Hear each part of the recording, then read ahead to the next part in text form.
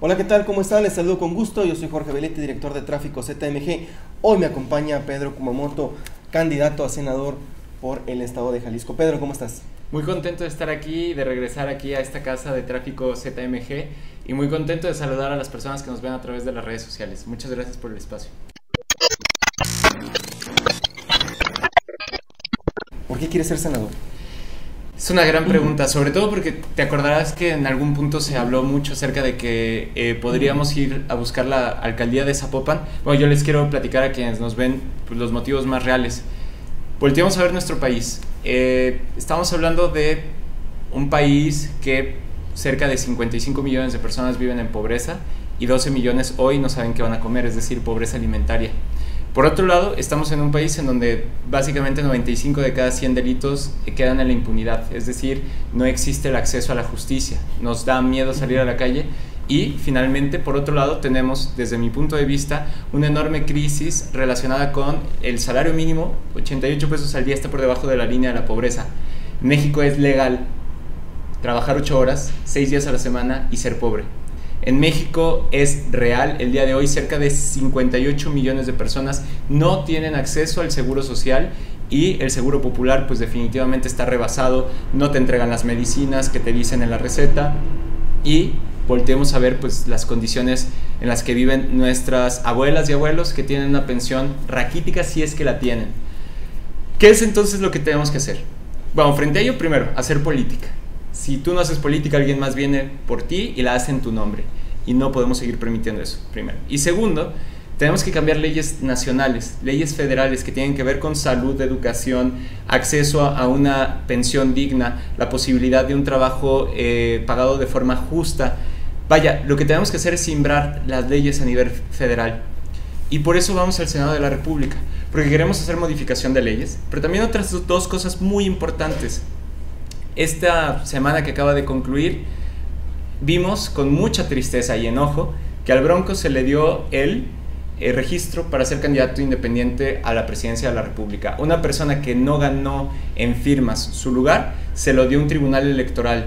Este tribunal, ¿quién lo define? Lo define el Senado. Estos cargos tan importantes, ¿qué es lo que pasa? Se reparten como si fueran cartitas y dicen a ti te tocan 2, a mí me toca 1, a ti te toca 1 y así es como se realizan los repartos de puestos tan relevantes para la vida pública como pueden ser estas magistraturas del tribunal, pero también pueden ser temas como por ejemplo la Secretaría de Relaciones Exteriores, embajadores. No queremos que sigan siendo los compadres, los políticos en retiro, quienes se van de embajadores. Debe de ser gente que esté dispuesta a defender a México en el extranjero. Y tercero, muy importante, creemos que el Senado de la República ha perdido la condición de ser una cámara de representación estatal. Hoy por hoy se representan los intereses del grupo político que está en turno en el poder de cada uno de los partidos. Y eso se tiene que acabar. El Senado de la República debe ser un espacio que le sirva a las personas, no que se sirva y que haga negocio a partir del mismo. Entonces, pues por eso quiero ir al Senado de la República, para hacer estas leyes, que lo público sea excelente, que el salario mínimo alcance, que los políticos se les acaben su fiestecita de privilegios como lo hicimos aquí en Jalisco con Sin Voto No Hay Dinero, es decir, cuando le logramos, entre todo el Congreso, logramos bajar el 60% de recursos a los partidos políticos con esta iniciativa, queremos volverlo a hacer pero a nivel nacional. Entonces, vamos por esta agenda de acabar con la impunidad, de lograr desde esa lógica seguridad. Y bueno, es por eso que queremos ir al Senado de la República. Juanita Delgado, mi compañera de fórmula, y yo, Pedro Kumamoto. Oye, Pedro, ¿y partes de una plataforma que se llama Wikipolítica que parece un partido político, lo es? Es una gran pregunta. A ver, nosotros no recibimos dinero público en el día a día para poder subsistir. Nosotros pagamos nuestra cuota de 80 pesos al mes para que pueda existir Wikipolítica. Sí nos dan dinero para hacer campaña. Yo te quiero decir que el tope de gastos de campaña que yo tengo es de 28.5 millones de pesos y nos dieron 2 millones de pesos para hacer campaña. Es decir, nos dieron una fracción muy pequeña de esos recursos, que los vamos a usar muy bien, porque nosotros sabemos cómo es hacer campañas sin dinero. Por otro lado, también algo muy importante, no tenemos registro. Para que yo pudiera llegar a la boleta tuvimos que juntar miles de firmas. Juntamos 130,000 firmas de personas que dijeron, sí quiero que tú llegues a la boleta. Eso significa que no tenemos ni, digamos, el poder económico que tienen los partidos, ni tampoco el registro. Pero lo que sí somos Es una plataforma de personas que pensamos de forma similar, que creemos en las mismas ideas, luchas, en las búsquedas y en el ser honestos. Y por eso, pues nos parecemos, por eso estamos juntos, por eso trabajamos de manera colaborativa. Eso es, digamos, en todo caso, en lo que podría mucha gente decir, pues son como un partido, en el sentido de decir, son personas que creen cosas similares y que impulsan una misma agenda. Pero ojo, nosotros no hacemos negocio con dinero público, nosotros no somos corruptos y nosotros vamos a esos espacios a denunciar lo que vivimos cotidianamente. Y entonces, ¿cómo vas a hacerla para financiar tu campaña? Otra gran pregunta. Bueno, primero, pues yo ya prometí que no vamos a gastar más de la mitad del tope de gastos de campaña como parte de una campaña que tenemos que se llama Que lo hagan mejor. Significa no comprar el voto, hacer propuestas que sí podamos cumplir, significa también no hacer guerra sucia, significa no poner espectaculares ni aventar basura por debajo de la puerta, pero lo que te podría decir es que vamos a máximo llegar a 14 millones de pesos. ¿Cómo lo vamos a hacer? Con una colecta tal cual. Lo que hacemos es poner un tope de donación. Si yo puedo recibir hasta 14 millones de pesos, o bueno, 12 millones de pesos, nosotros decimos, ¿sabes qué? Pues si llega Slim y te dice, ahí te van 14 millones de pesos, ¿los recibes? No. Nadie me puede donar a mí más de 150,000 pesos. ¿Por qué? Para que nadie pues se sienta el dueño de esta campaña. Si yo puedo erogar hasta 14 millones de pesos y tú donaste 150,000, es decir, el 1%, pues no te sientes el dueño de eso, te sientes parte. Claro. Colaboraste, pero nadie se puede sentir dueño de esto. Los nombres van a ser públicos. Las personas que hayan participado en un proceso como parte de un partido político o de un gabinete no me pueden donar más de 25,000 pesos para que no se entienda que si tú estuviste en un partido, el partido está dando dinero. En fin, somos transparentes, hacemos completamente abierto este tipo de donaciones y de hecho, gracias por decirlo, porque quien quiera donar en www.vamosarreemplazarles.mx se pueden meter y va a aparecerles un formulario en donde dice, ¿quieres ayudar? Puedes donar o puedes participar o puedes cuidar casillas. Esa es la forma en la que nos puedes ayudar.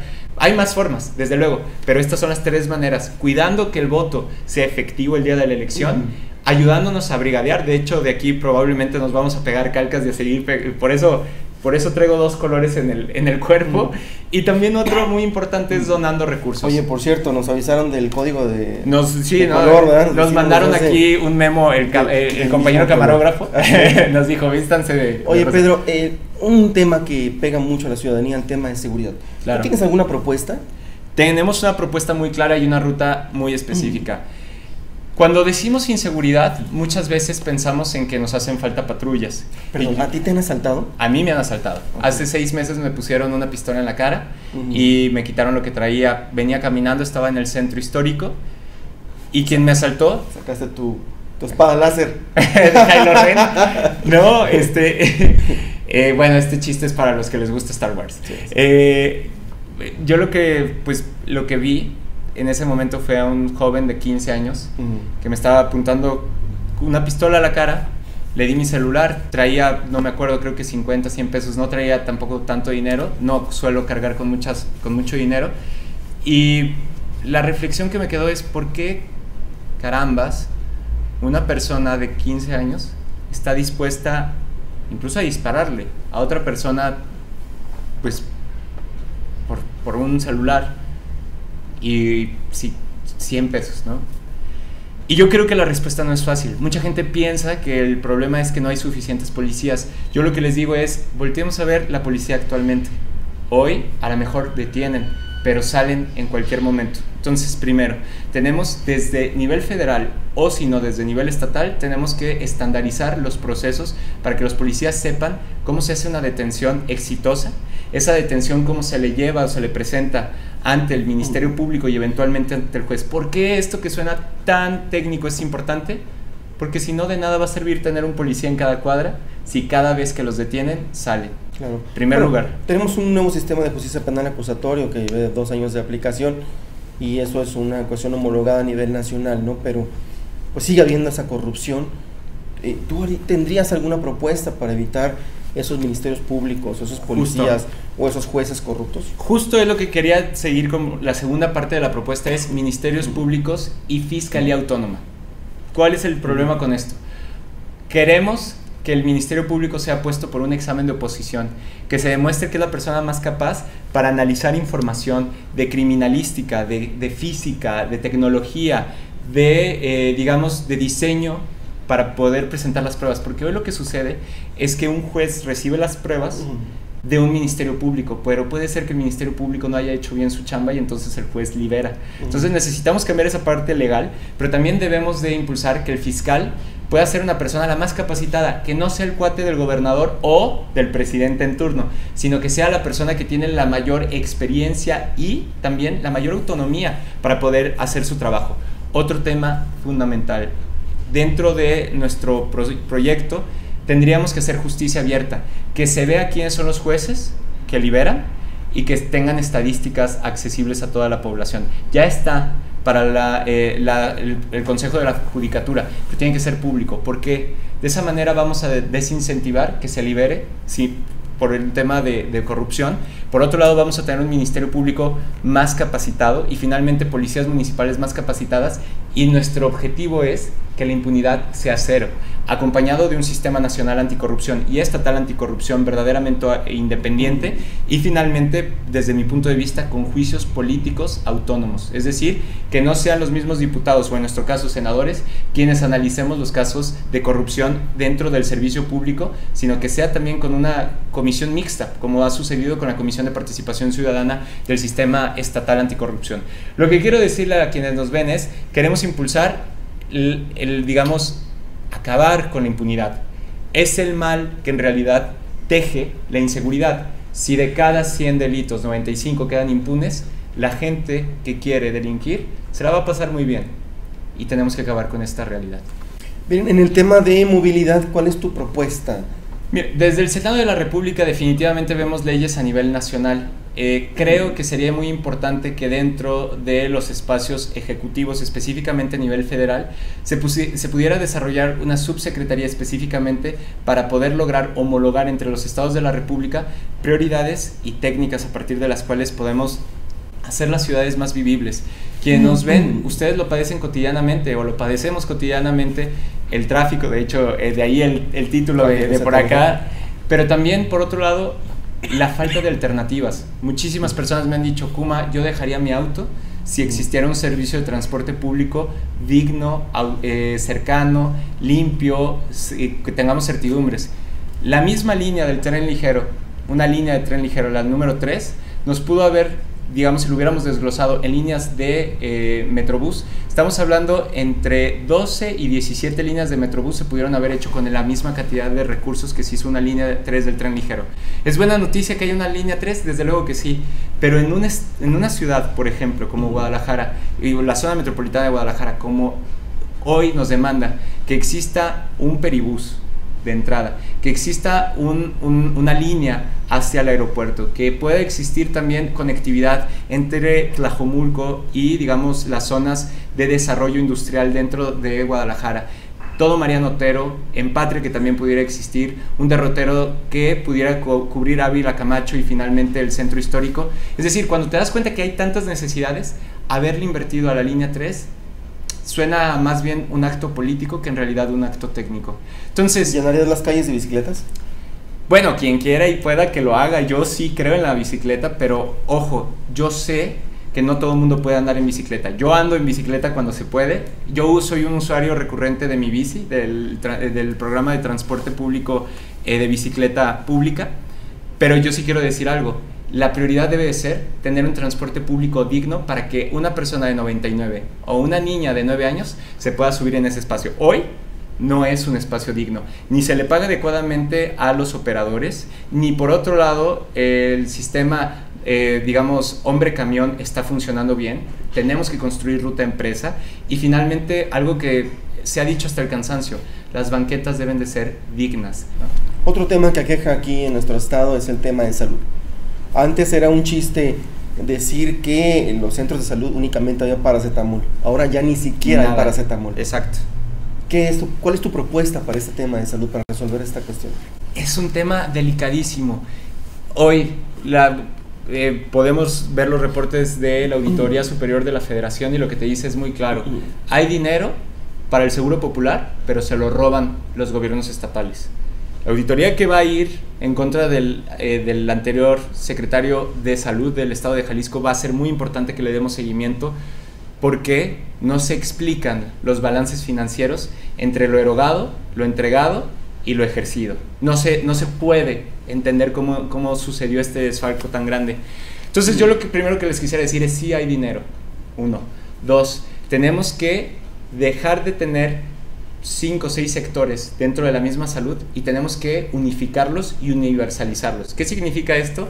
Seguro Popular, IMSS, ISSSTE, SEDENA, Pemex, incluso ferrocarriles, o sea, todos los espacios que tienen un servicio de salud público debemos de unificarlos, homologarlos, porque de entrada estar haciendo concursos o estar haciendo convocatorias para cada uno le significa la falta de posibilidad de poder cotizarlo como si fuera toda una unidad. 2, dentro de la OCDE somos el país que más paga administración burocrática de la salud.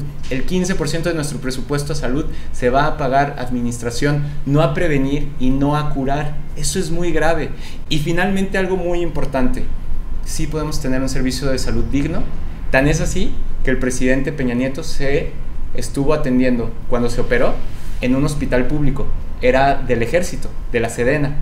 Tenemos que migrar a pensar que nuestros hospitales se parezcan a los de Sedena, claro, y no a que hoy se volteen y se vean pues a la clínica del Seguro Popular. Pedro, ¿qué pasaría si llegaras a perder? ¿Qué harías? Lo mismo, nada más que sin cargo público. Me encantaría, bueno, si me invitan a venir a Tráfico ZMG platicando de estos temas. Me gustaría ser profe, me gustaría, bueno, prepararme para ser profe, pero eventualmente poder ser profe, es algo que me gustaría mucho. Me gustaría escribir libros. De hecho, ya firmé para poder escribir un libro ahí con una editorial, estoy muy contento por eso. ¿No le tienes miedo a la apatía, al abstencionismo? Sí, en México existe este espíritu de la derrota anticipada. Muy bien, Pedro, vamos a unas preguntas cortas y respuestas también. Venga. Donald Trump. Intolerante. Meade. Continuidad del régimen. Anaya. Yo creo que Anaya es la unión de los que no son iguales. AMLO. ¿Cómo hacer el cambio con los mismos de siempre? Clemente Castañeda. Un rival para el Senado de la República. ¿Y Teso? Donde estudié. David Gómez Álvarez. Alguien con quien me han tratado de vincular, pero que no les ha salido. ¿Vas a reemplazarles? Yo espero que sí, si eso es lo que deciden quienes nos están viendo. Muy bien, Pedro, muchísimas gracias por esta entrevista. Muchas gracias. Gracias también a ustedes que nos acompañaron en esta transmisión. Estuvimos aquí en entrevista con el candidato al Senado por el Estado de Jalisco, Pedro Kumamoto. Yo soy Jorge Belletti, director de Tráfico ZMG. Nos vemos hasta pronto y estaremos al pendiente de sus comentarios.